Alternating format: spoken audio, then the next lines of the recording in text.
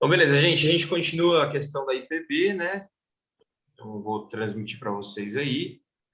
Já está falando já faz uma semaninha em relação à Igreja Presbiteriana do Brasil, algumas características. Vamos ver se vai dar tempo hoje de entrar no assunto de seitas e heresias, tá bom?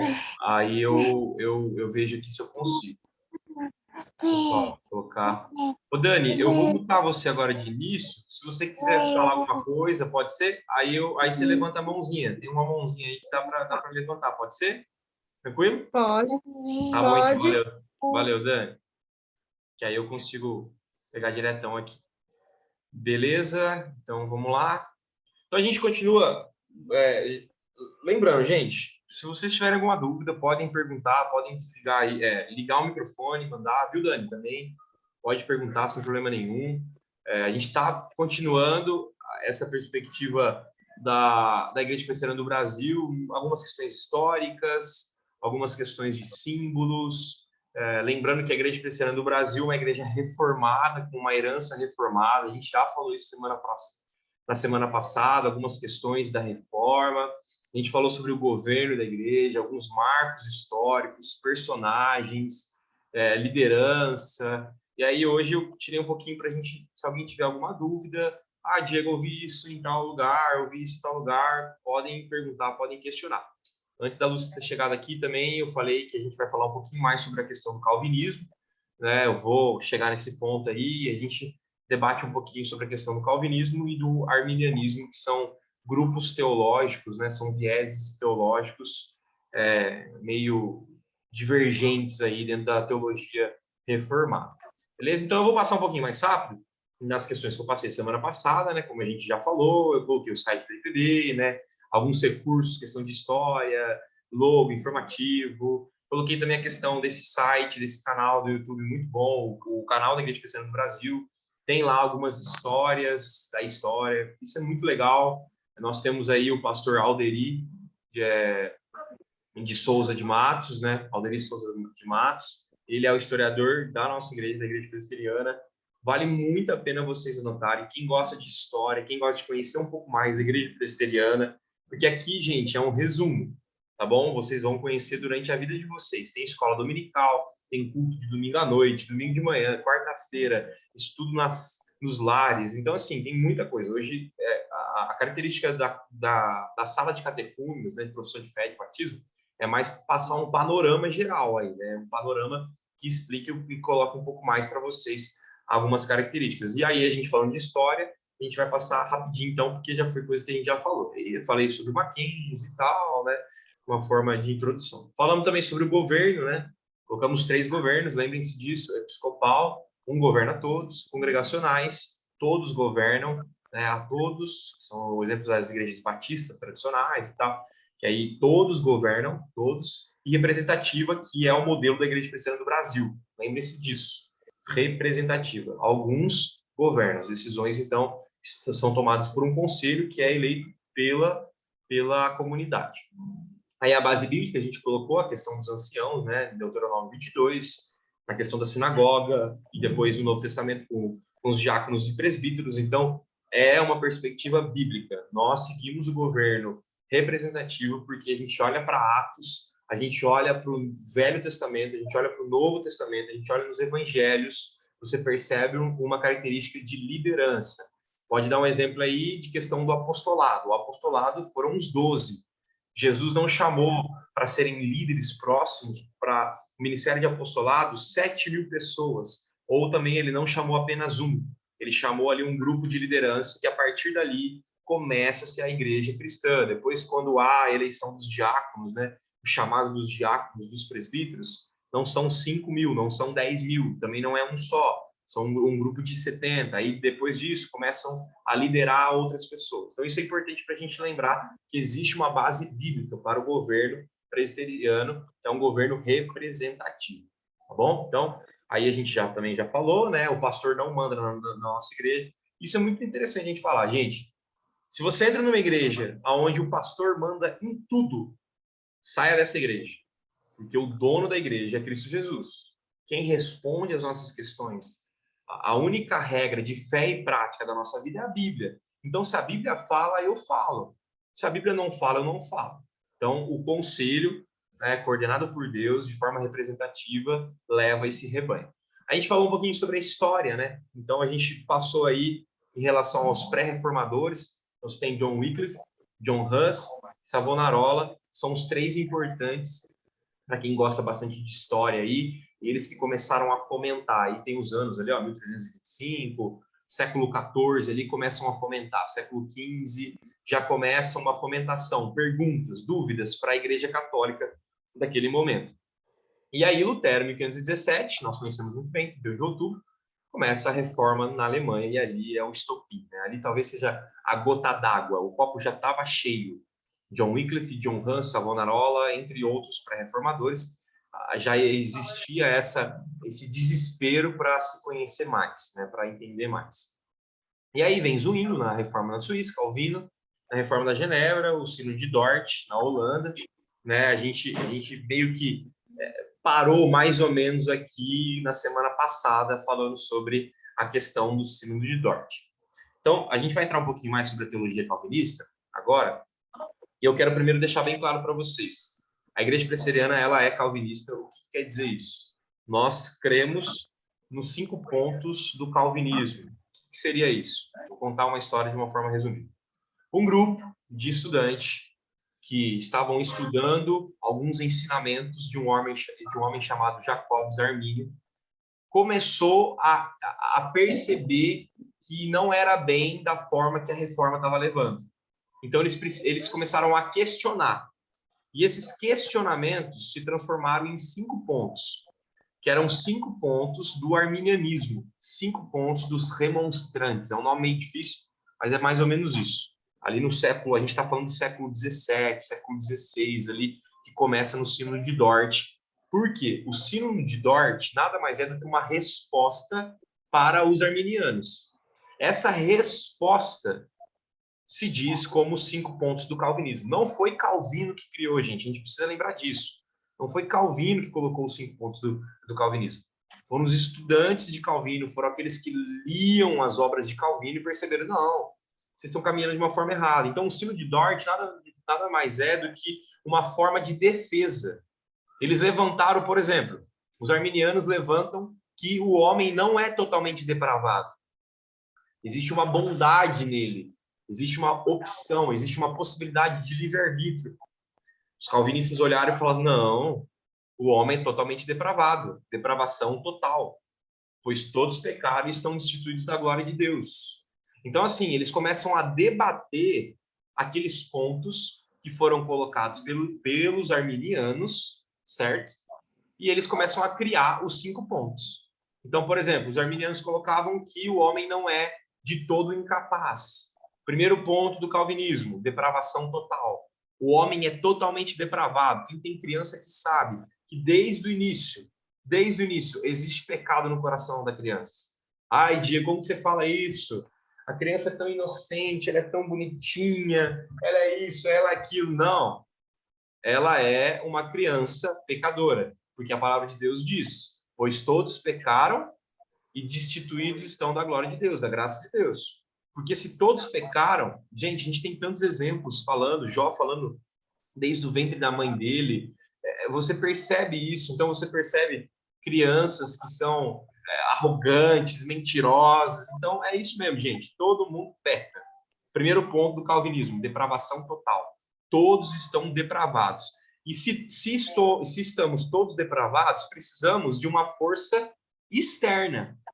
Isso é interessante. Numa teologia arminiana, a força é interna também. E dentro da teologia se chama sinergismo. Sinergismo nada mais é do que o homem tem uma força de buscar a Deus e Deus também tem uma força de buscar o homem. Nós não somos sinergistas, onde existem 2 forças. Nós somos monergistas. É um pouco difícil, tem umas palavras meio difíceis, mas eu só estou passando para vocês terem ideia um pouquinho sobre teologia reformada, calvinismo e tal. Nós somos monergistas. O que é isso? É uma única força. Deus, em sua única força, é Ele que escolhe é ele que limpa, é ele que age em favor do homem. O homem não faz nada. O homem só crê. Ele olha para Deus e fala: Deus, eu sou totalmente depravado. E essa crença do homem em direção a Deus é uma bênção de Deus também, é o Espírito Santo tocando na nossa vida. Então, tudo no projeto de salvação da tua família, da tua vida, a gente que está aqui nesse caminhar aqui dos novos membros, tudo é ação primária de Deus. Existe uma resposta do homem? Sim, mas não em concretizar uma ação salvífica. A concretização de uma ação salvífica é apenas de Deus. Então, Deus quis salvar o homem. Por isso, monergismo, uma única força. Essa única força vem de Deus. Nós não somos sinergistas. Não, eu preciso ajudar um pouco Deus. Não sei se vocês já ouviram isso. Não, eu preciso pagar penitência, eu preciso buscar, eu preciso fazer isso. Não, a ação salvífica vem direto de Deus. Isso não quer dizer que você não se envolva num processo de santificação. A gente está falando sobre salvação. Salvação, projeto de Deus de salvação direto do trono de Deus. É Deus que faz, é Deus que conquista, é Deus que manda, é Deus que trabalha no nosso coração. Processo de santificação, nós estamos envolvidos através do Espírito Santo. Hoje você é mais santo do que ontem. Os frutos do Espírito, Gálatas 6 que está falando lá. Mansidão, domínio próprio, bondade, fidelidade.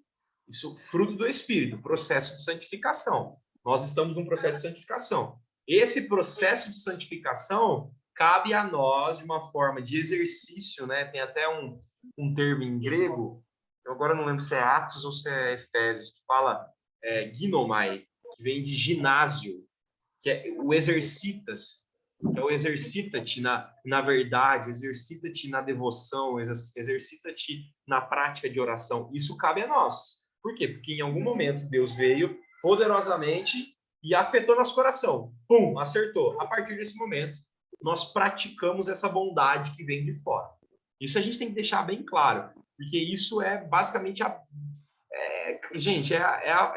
o fundamento da teologia reformada. É o fundamento da teologia reformada. Nós somos depravados e por causa de um Deus todo-poderoso, ele restaura o nosso coração. Então todos os pecados estão longe da graça de Deus, mas, entretanto, todavia, Jesus vem para mudar essa situação. Beleza? Alguma dúvida sobre o primeiro ponto do calvinismo? Podem falar, gente. Quem tiver dúvida, pode colocar aí, não tem problema não. Não? Então vamos para o segundo? Segundo ponto do calvinismo, eleição incondicional. Por quê? Porque aquele grupo, o grupo dos arminianos, tinham colocado que a eleição era condicional. O que seria isso, uma eleição condicional? Né? Seria a questão de que existe uma condição de você ser eleito. Então, existe possibilidade de você fazer algo. Então, é uma condição. Eu faço, eu ganho. Os arminianos têm essa perspectiva de que é uma eleição condicional. Nós precisamos caminhar nesse caminho. Caminhou nesse caminho, está salvo. Não caminhou, não está salvo. A perspectiva calvinista, como segundo ponto, anotem aí, eleição incondicional. O que seria eleição incondicional? Gente, nós não fazemos nada para ser eleitos. Tem um texto muito legal, aí eu acho que seria interessante a gente ler, Romanos. Vou abrir uma Bíblia de vocês aí em Romanos.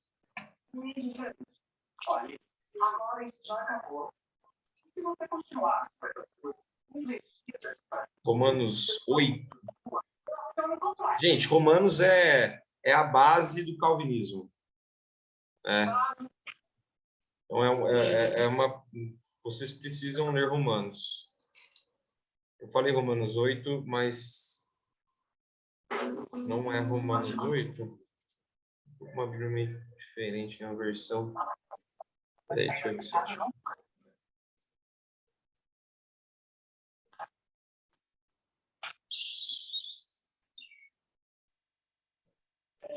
Aqui, ó, achei, gente. Romanos 8, 28 em diante. Olha que interessante esse texto, olha. Diz assim: sabemos que todas as coisas cooperam para o bem daqueles que amam a Deus, daqueles que são chamados segundo o seu propósito. 29. Porquanto aos que de antemão conheceu, também os predestinou. Então Deus nos conheceu de antemão, antes. E esse conhecimento levou à predestinação. Também os predestinou para serem conformes à imagem de seu filho, a fim de que ele seja o primogênito entre os muitos. E aos que predestinou, a esses também chamou. E aos que chamou, a esses também justificou. E aos que justificou, a esses também glorificou. É como se fosse um caminho de salvação. Ah, Diego, isso quer dizer que aqueles que são predestinados a irem ao céu, eles vão? Sim. Ah, Diego, então isso quer dizer que a gente vai criar uma teologia da preguiça. Quem que vai falar do evangelho? Porque o predestinado vai a Jesus. Pode acontecer. Tem muito presbiteriano preguiçoso. Por quê? Mas o ponto é, não é nem por quê, mas o ponto é, nós não conhecemos. Nós não sabemos quem são os eleitos de Deus. Deus sabe, na sua infinita plenitude, pensamento, ele sabe quem são os eleitos de Deus. A nossa postura é imaginar que todos são eleitos, mesmo sabendo que não. Isso é uma teologia que chama teologia universalista, onde todo mundo crê que todo mundo vai para o céu. Não é isso que nós encontramos biblicamente. Há vasos de honra e vasos de desonra. O próprio Romanos fala sobre isso. Então, tem gente que vai para o inferno, tem gente que vai para o céu. Aquele que crê em Cristo como o único salvador da vida dele e vive o discipulado com Jesus de forma intensa, esse vai para o céu. Por quê? Porque foi conquistado por ele. Aquele que não segue, não crê em Cristo Jesus, não vai para o céu. É vaso de desonra. Então, quando eu falo sobre predestinação, nossa, a gente já fica já todo nervoso, já, Diego, não consigo entender como que aquele bebezinho vai para o inferno, como que isso... A lógica, gente, é essa. Você tem que pensar assim, todos estavam indo para o inferno. Todos estavam indo para o inferno. Todos. Pensa isso. Todos estavam indo para o inferno. E Deus, na sua infinita bondade, escolheu alguns de forma incondicional.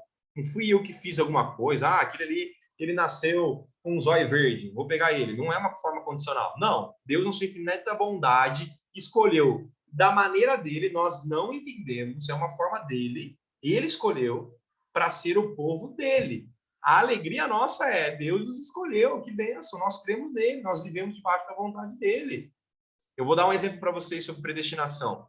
Tem muita gente que fala assim, ah, eu não creio em predestinação, é difícil isso, aquilo e tal, tal, tal.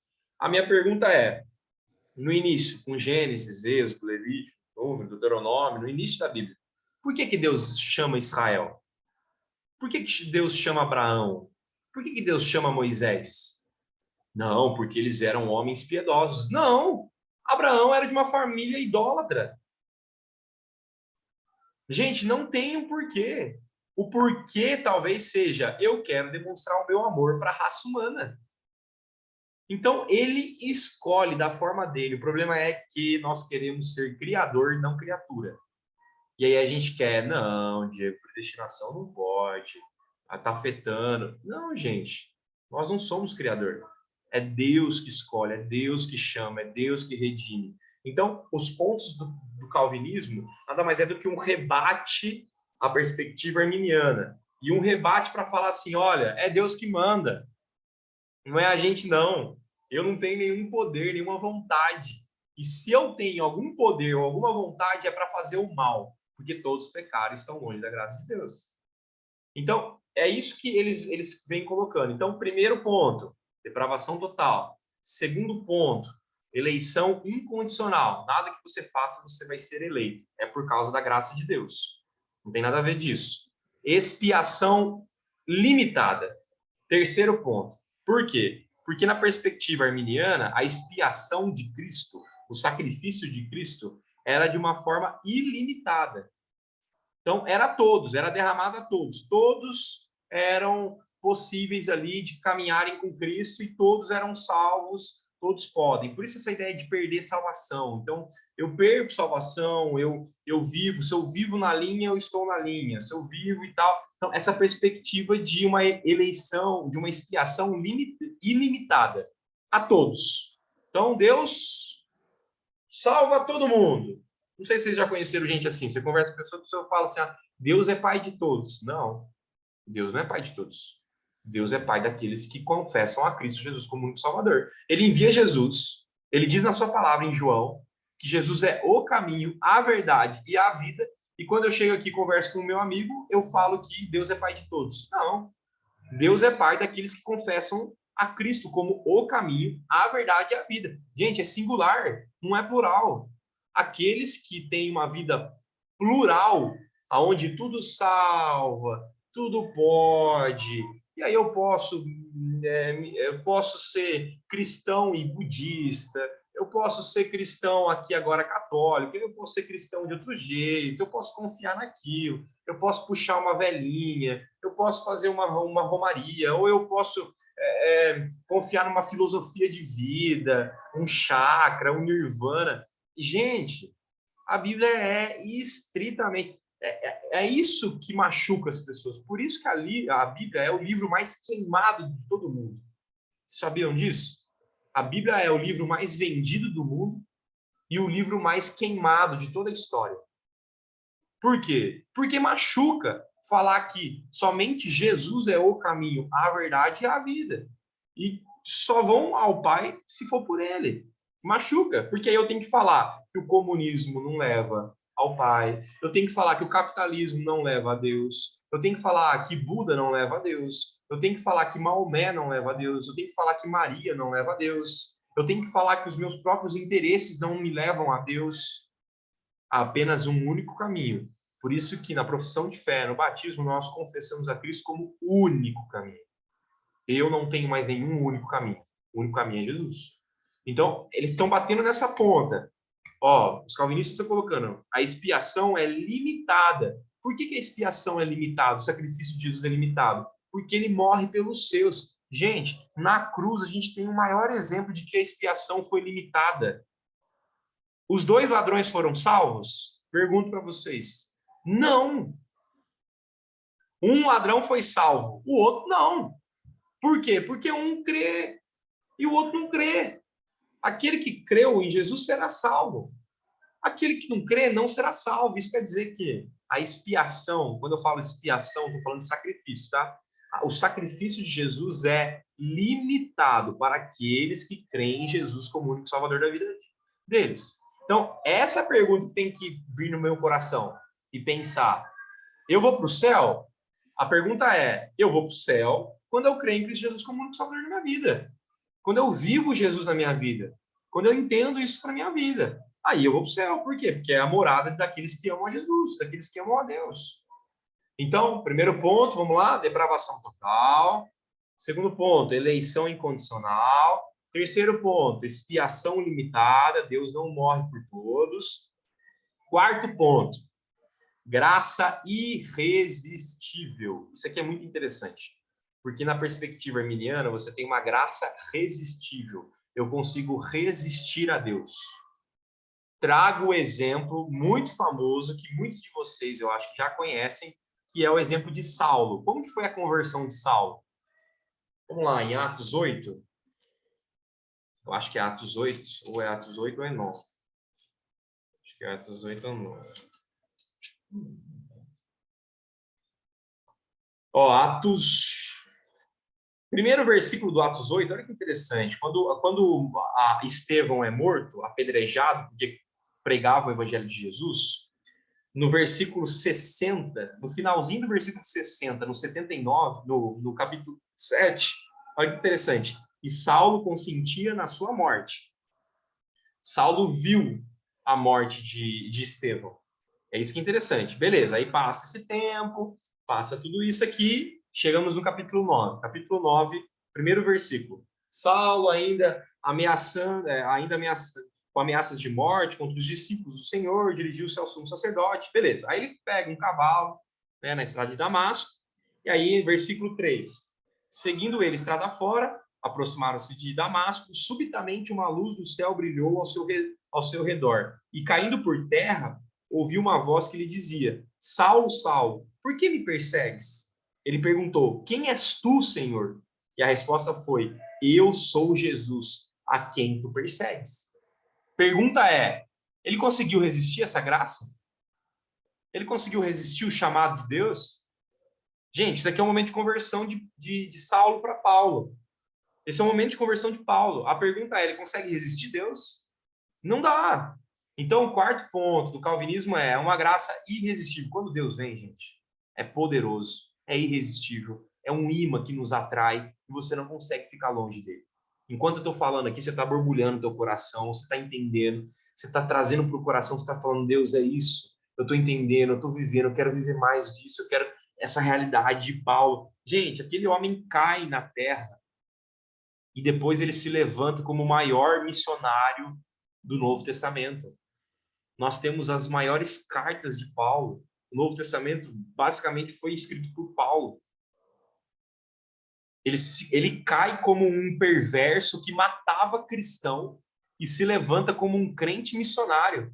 A pergunta é: existe uma possibilidade de eu falar, se Paulo chegasse aqui e falasse assim: Ah, Deus, eu não quero cair do cavalo não, viu?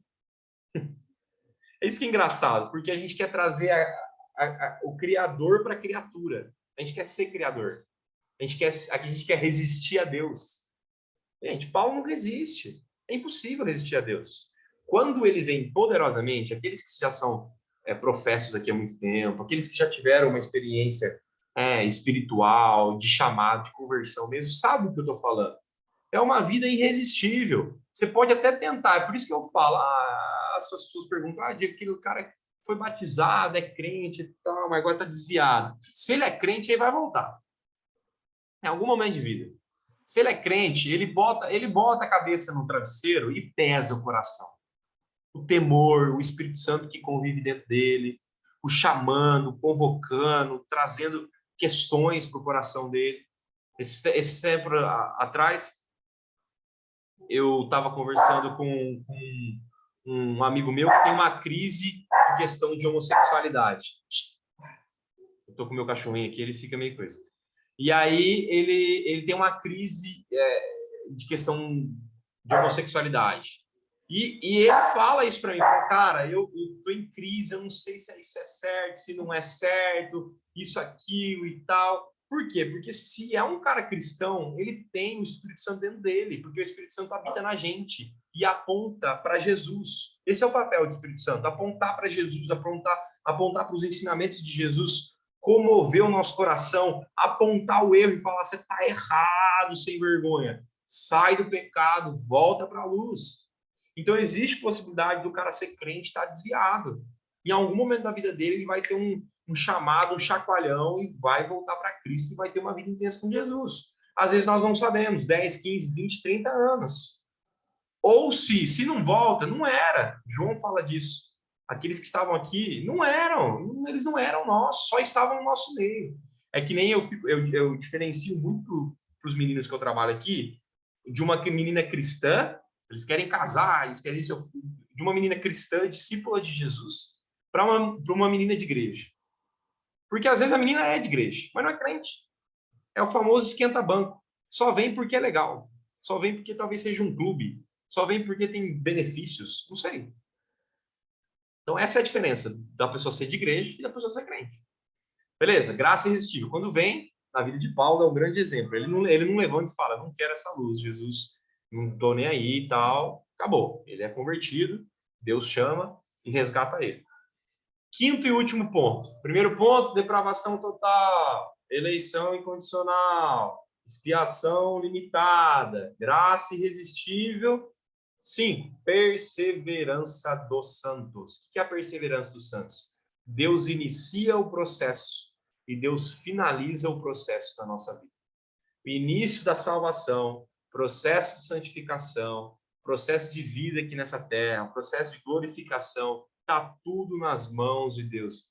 Diego, isso quer dizer que eu não vou fazer nada? Não, você vai descansar na graça de Deus e vai viver uma vida intensa buscando esse Deus maravilhoso que te salvou. Esse é o grande ponto. Então, a perseverança dos santos não tem nada a ver com o santo da Igreja Católica, nada disso, viu, gente? Quando ele fala perseverança dos santos, é a perseverança dos crentes.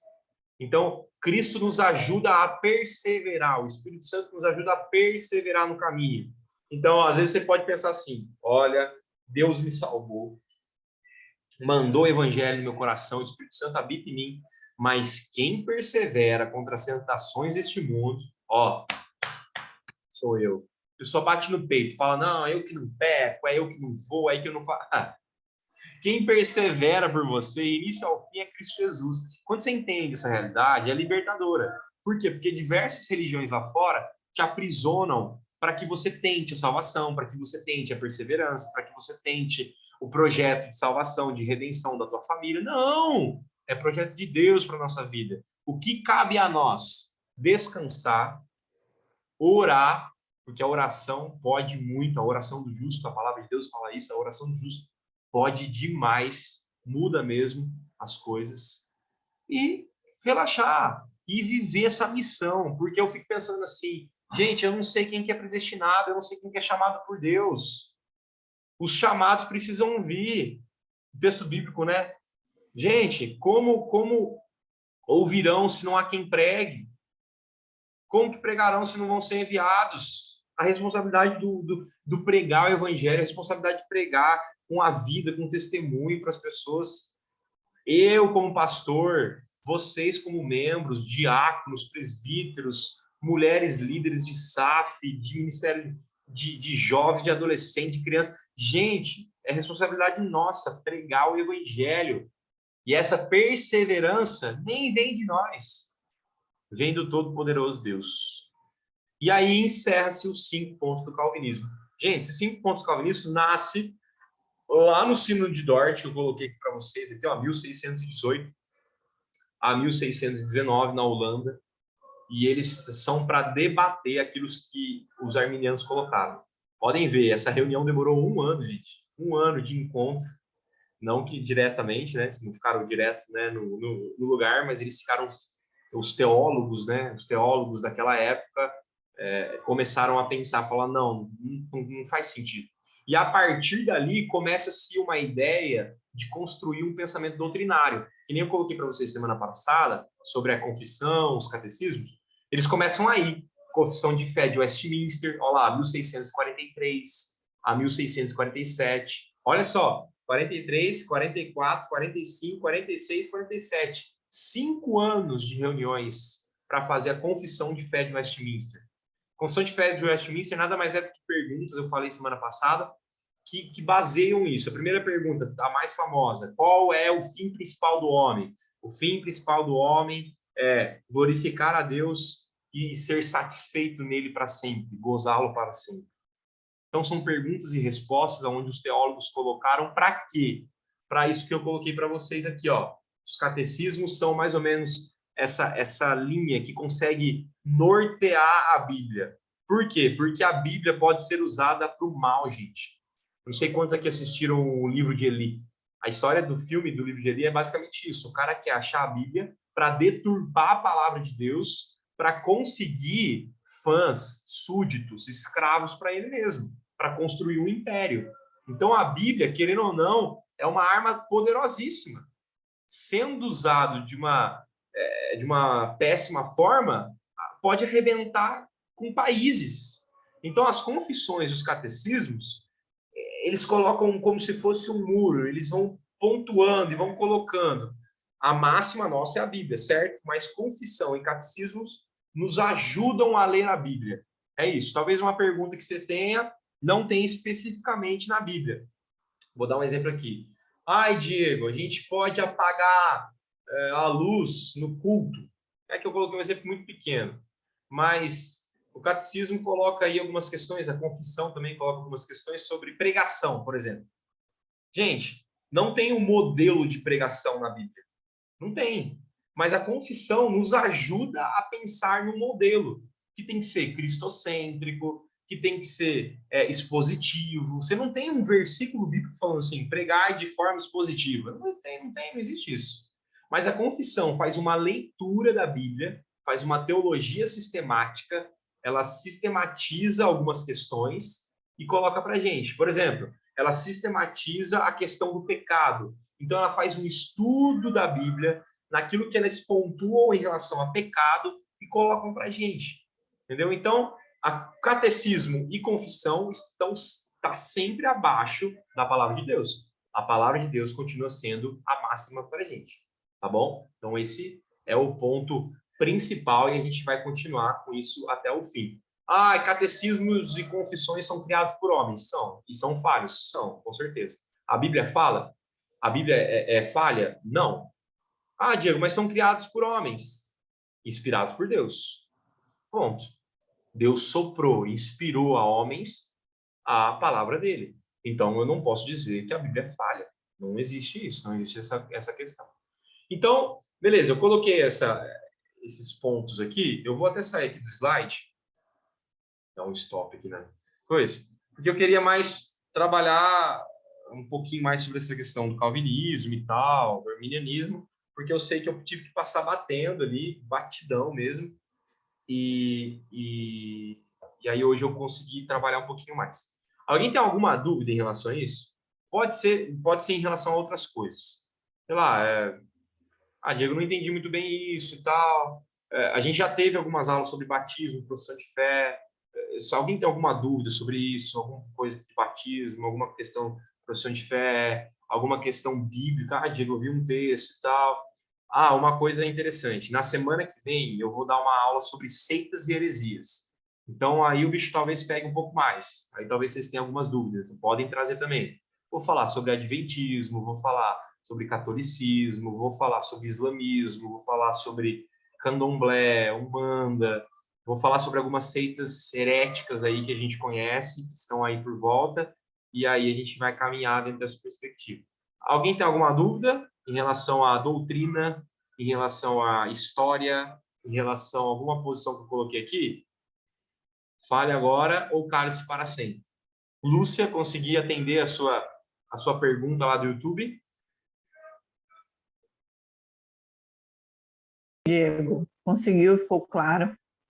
É porque tem pessoas, né, que acreditam dessa forma, e aí eu queria saber direitinho como eu posso centralizar, não vou debater com essas pessoas, porque eles têm uma opinião ferrenha, que só eles são certos e tudo mais. Mas eu até penso assim, até falei isso. Se você pensa que você perde a salvação, melhor para você, então.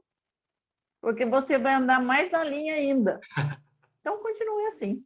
Ué, você pensa complicado, isso? né? Eu não penso assim. Né? É difícil, né? É complicado você debater com a pessoa e a pessoa falar, não, mas é porque perde, é porque é isso. E, né, até mesmo novos convertidos no arminianismo estuda até exaustivamente para simplesmente querer convencer você. Eu falei, eu não preciso ser convencida. Eu já creio em Cristo e Cristo é o centro. Se Cristo for o centro para você, está certo, tudo bem. Agora, se ele não for, sinto muito. Exatamente. Né? Então, daí eu não debati mais, falei, não adianta. Essas questões de debates, toca o barco né? Eu sempre falo assim, debate não debate teológico sabe? não leva em lugar nenhum. Às vezes só para ferir e pessoas. Aí só para ferir. Aí eu falo, Jesus, o senhor sabe o que ela pensa, o senhor sabe o que ele pensa, então ajude nisso, clareia, abre os olhos dessas pessoas que ainda não estão conseguindo ver e abre os meus de coisas que eu preciso ver. É isso que eu peço. Então, eu só queria ter, né, essa base para... Eu já tinha estudado sobre isso tudo e sobre perder a salvação, sobre, né, mas não tão claro e com mais detalhes como os pontos todos que você colocou hoje. Até vou ter mais tempo, estudar mais um pouco, ficar mais, né, craque nisso. Sim. Mas para mim mesmo e não para debater com ninguém. É um assunto delicado, é um assunto bem delicado, é um assunto que a gente precisa pontuar, mas não é um assunto para guerra. Esse que é o ponto. Olha, eu É, convivo muito bem com os arminianos, meus amigos e tal, sem problema nenhum. então, Eu não fico então, colocando. Na minha opinião, são crentes verdadeiros. Às vezes tem alguma leitura uhum, equivocada e tal, são cristãos fiéis e tal. Então, assim, podem caminhar, a gente pode caminhar com eles tranquilamente, são irmãos. Eu sempre falo isso. O, o, o, o menor nos une, né? O simples nos une. Qual que é o simples? Cristo Jesus, isso é o ressurreto, centro. Salvador da nossa vida. Isso é o É, mínimo. Então, o menor nos une. Agora, a máxima não nos une, porque aí são doutrinas, são questões de fim dos tempos, isso, aquilo e tal. Então, assim, isso é importante para a gente. A gente precisa conhecer como identidade. Biblicamente, nós uhum. entendemos que Saber o naquilo caminho. que a gente crê, né? A Isso, razão da nossa fé. exatamente. Exatamente. E Uhum. descansar, descansar, orar por essas pessoas, se essas É, pessoas têm uma possibilidade. Depois daqui, eu vou tentar fazer para vocês um esqueminha e de mandar alguns vídeos e tal, falando sobre isso, porque realmente é uma questão que sai bastante assunto. Mas isso não quer dizer que você, agora eu preciso eu ser já um peguei, doutor. Não, fica tranquilo. eu já peguei o Hernandes Lopes falando, explicando bem também, ele explica muito bem. Muito bem, muito E, bem. e até muitos pastores arminianismo mesmo, eles pensam dessa forma e eles gostam do Hernandes. Eu falei, ótimo. Ele falou, É não, bem, realmente, é bem, ele é é bem, bom é. demais, né? Chegou e falou para mim, isso é muito bom, né? Ele é bom demais. Eu falei, então, ainda bem que ele é bom demais, porque ele é presbiteriano. A gente tem, E aí, facilita. né? O Hernandes e o Nicodemos ajudam muita gente, né? Facilita. Porque eles têm essa visão. Eu, Mas é eu, interessante, eu porque comecei começa a. aqui, o estudo começa Tá. aqui e vai pro resto da vida, que nem a Lúcia. Deve estar estudando isso aí faz tempo já, né, Lúcia? Faz, Faz muito tempo já. faz Então tempo começa já. aqui e vai Faz. caminhando. E a gente não é para perder a amizade por causa disso, né? Não é uma briga que a gente vai perder a Aham. amizade, mas é mais para a gente aprender mais. Esse é o ponto. Para que eu aprenda mais. Por E exemplo, eu a gente descanso mais, vai né? fechando, né? A gente vai descansando mais, essa é a palavra. A gente descansa mais em Jesus Exatamente. e o resto é resto, É isso né? aí, é isso aí. E a Tá gente jóia, Diego. descansa. Que isso, obrigado, Lúcio. Obrigado pela dúvida lá. E assim, a gente descansa mais porque assim, não depende da gente. Porque imagine só, É Deus é que se a está no salvação controle. dependesse tem uma frase de um teólogo que fala isso. Se a salvação dependesse da gente, a gente perderia todos os dias. Estamos no frito. É. A Tá gente jóia, perderia todos Diego. os dias. Obrigada, viu? Valeu, Lúcio, obrigado. Gente, alguma coisa mais? Querem pontuar e tal? Tranquilo? Então, deixa eu só encerrar aqui.